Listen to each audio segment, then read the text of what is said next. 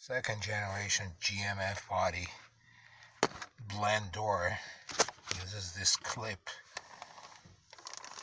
that attaches to the vacuum diaphragm in the back that actuates this.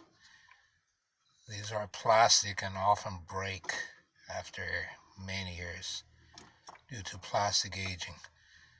These are very difficult to remove because the screw that holds it does not have any Phillips or flat blade provision to remove this screw.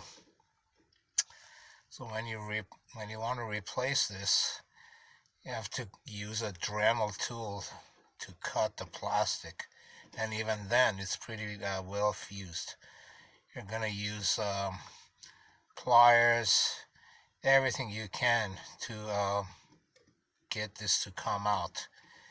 But I use a Dremel tool to cut into this, and then I used a plier to force this up a little bit. As you can see, the head is already out, and then all you have to do is pull it out and it'll come out like so. So they sell the replacement clips, but nobody knows how to remove these, and there's nothing mentioned, but there it is.